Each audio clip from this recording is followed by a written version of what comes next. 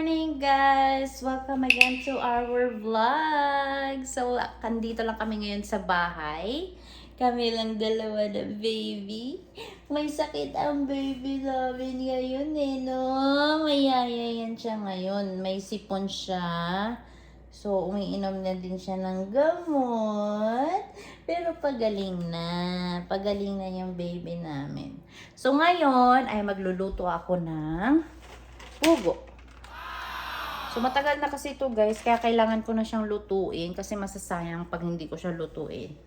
And yeah, kami lang dito sa bahay ngayon kasi si Daddy ay nasa work and then si Ethan ay nasa school. So, wala akong magagawa dito sa bahay kundi kakain, magluluto, maglilinis, ganun. Ganun lang yung routine namin dalawa. So, mamaya din ay susunduin namin si Kuya.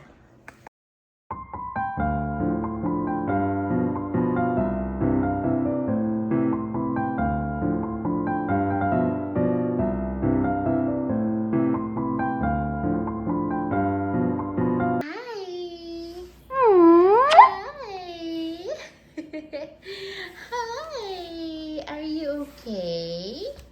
Are you okay? Ano baba? Ay, sis naman.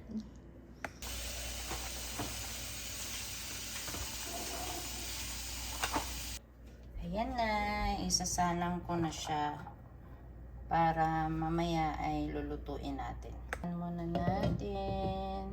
Ay, hindi siya. Tama ba? Yeah. Sobrang ganda na ng weather. Spring na talaga kami.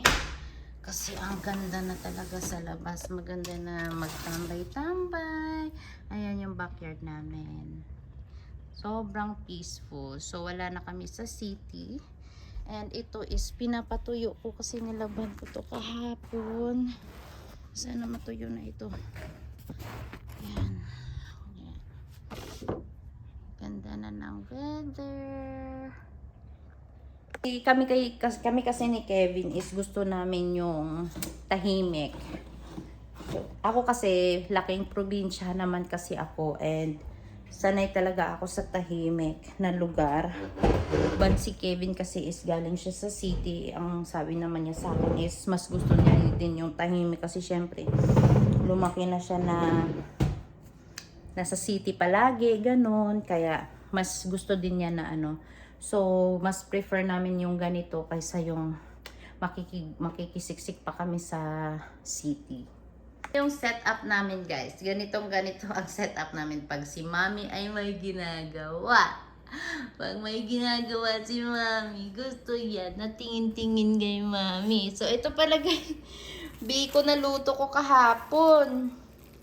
The other day pala, nilagay ko siya sa fridge. Nilabas ko lang kasi kakainin ko mamaya ay medyo malamig pa. Ayaw ko kainin siya na sobrang lamig. Ano, baba? Mamaya maliligo na tayo, bebe, ha? Maliligo na ang bebe namin mamaya. Ay, sis na. Alalala.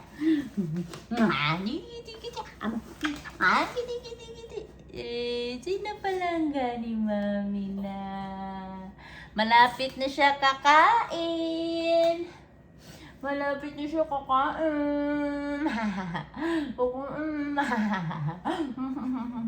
Ay! Ay! Kakain na siya. Sana namin mag-asawa is kalapati yung una namin ipakain sa kanya. Pero wala kami mahanap na kalapati dito. So, ano yung isasuggest nyo kung ano yung ipapakain ko sa kanya na una? Kasi yung sa panganay namin is kalapati siya. Kaya ayun, hindi siya laging gustong lumalabas. Gusto niya na nasa bahay lang. Lagi siyang umuuwi.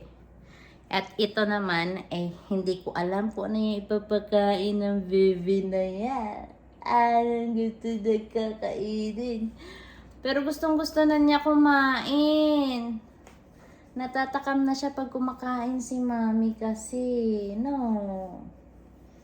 And magka-camping kami sa August kasi nakapag-reserve ako ng camping site. Magka-camp kami.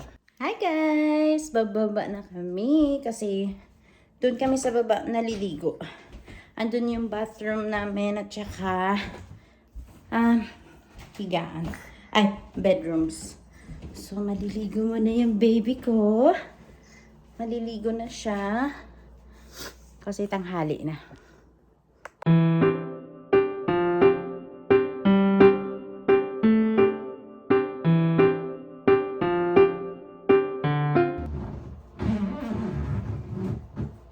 Tapos naligo. Tapos naligo na. Tapos naligo, baby. Tapos ting-ting. La la la la la la la.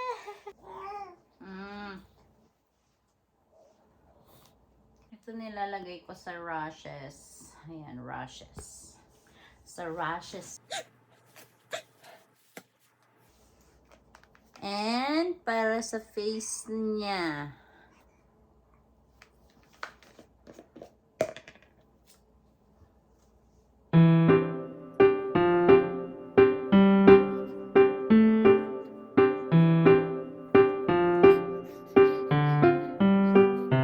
Siyempre, ang manzanilla. Mabango kasi to sa baby. Pero hindi ko siya nilalagay sa likod niya kasi nagra-rashes siya.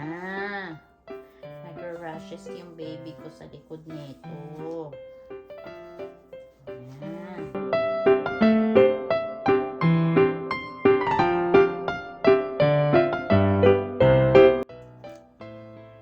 Tapos, ayan, may sipon kasi siya kaya nilalagyan ko nito.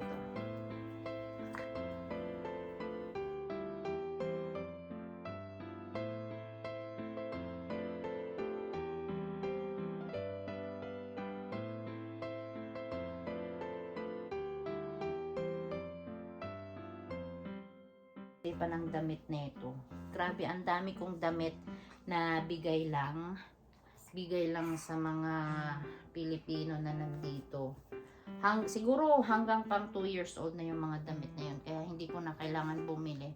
Ang bibilhin ko lang ngayong winter is mga pang winter clothes niya. Kasi wala siya masyadong ganun. Ito. Yan, mga bigay lang yung mga ganito niya. Sexy ako ngayon kasi mainit. Mainit na, mami. Yung suklay niya nasa taas. Kaya dito naman.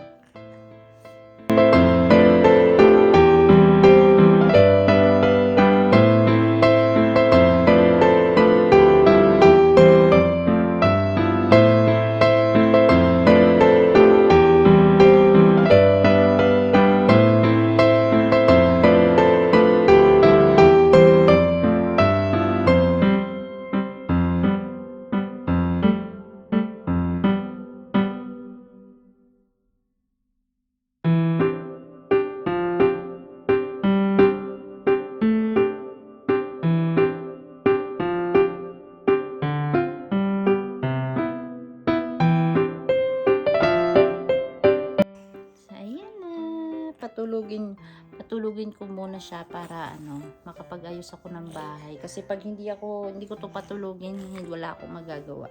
Ayan guys, sleep na siya. Hi guys! So ito, gising na ang baby na. Oh, bakit?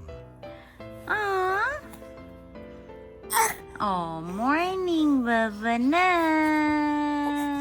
Ayan na guys, kami ay aalis na. Sunduin na namin si Kuya. Ginanito ko siya kasi maglalakad lang kami. Malapit lang kasi yung school ni Ethan. Kaya maglalakad lang kami. Ang sarap talaga pag yung hindi malamig. Kasi tinan mo, naka-t-shirt na lang ako, naka-short na lang. Alam mo yung wala na masyadong damit na nilalagay. Kasi ang hassle pag winter, ang daming nilalagay na damit. Ayun lang. Nasa bahay na kami guys, since Ethan ay nagugutom.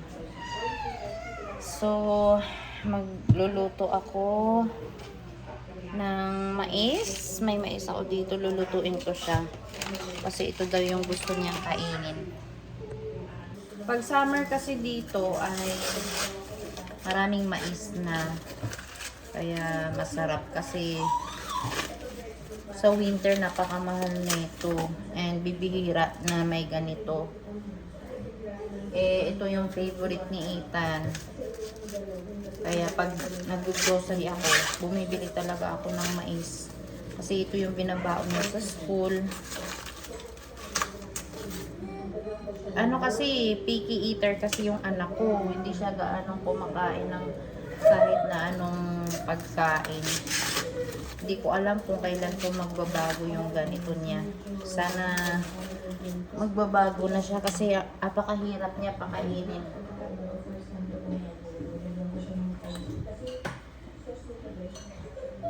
Ayan, pakukuluan ko lang siya. Apakataba ko. Pero, ganun talaga eh. Nagbe-breastfeed pa kasi ako, kaya hindi pa talaga ako pwedeng magpapayat. Lagi kasi akong gutom. Kawawa naman yung anak ko kapag hindi ako kakain. Kahit gustuhin ko man na magpapayat na kasi nabibigitan na ako sa sarili ko. Kailangan ko pa talagang padamihin yung gatas ko kasi pag konti lang kinakain ko, nako, wala akong maibibigay na gatas sa anak ko. Ayan na si Ethan at si Ellie. So, kahit anong linis ko talaga guys, makalat talaga kami kasi laging makalat yung mga bata. Ang hirap. And ito yung niluto ko kanina na ugo. Tapos meron akong suka dito. Tapos yung sauce. Ganyan yung kulay niya kasi yung sugar. Kasi iba yung sugar nila dito. Hindi yung tunay na brown sugar natin dyan. So, ito na yung food niya guys. Seaweed and rice. Gustong gusto niya yan. Favorite na favorite niya yan. Yan lang ang way para mapakain ko siya. Ay nako. Hi! Hi! Oo, sinisipon kasi ang baby namin. Sinisipon kasi ang baby namin. Ayaw niya magpapunas. I love you, baby. And sa wakas guys, dumating na yung Google AdSense ko. Dumating na din sa wakas, napalipat ko na yung yung address ko dito sa Canada. Ayan, dumating na siya. So, pwede ko nang siyang ilagay na nandito na ako sa Canada, na ilipat ko na yung address ko. Kasi dati yung YouTube ko is naka-address pa siya sa Philippines. Tomorrow is si Daddy walang pasok. So, hindi, si Ethan may pasok pa siya ng morning. Ang iniisip ko sana is hindi na lang kami sasama kasi nga may pasok siya. May appointment kasi sa tomorrow sa city. So, ang ginawa ko na lang is kinausap ko yung teacher niya na pwede siyang mag-out by 12 PM para makasama kami ni Daddy sa city. So, susunduin ko siya tomorrow ng 12 PM. And then, sasama kami ni Daddy. Kasi walang work si Daddy bukas. So, sasama kami. Ayan ang itim ko na. Expected talaga to pag pag tungtong ng spring. Kasi, di ba malamig pa yung hangin. Tapos gusto mong magpa-araw. Tapos yung araw kasi, hindi mo na namamalaya na nagpapaitim na siya ng balat mo. Ganito kami. Tapos babalik na naman puputi ikaw sa sa winter na naman. Pero, yeah, okay lang yan. Basta enjoy. I-enjoy na lang ang init kasi sa winter na hindi mo talaga mararamdaman yung araw. Ayan na guys, yung mais niya. Tinusok namin ng chopstick at saka pinapaanohan niya ng electric fan kasi mainit pa. Favorite na favorite niya yan. Yum, yum! Hanggang dito na lang guys. So yun yung ganap ko dito sa bahay for today's video. Please don't forget to subscribe, like, and share my video, and please support my channel. Thank you. Bye-bye.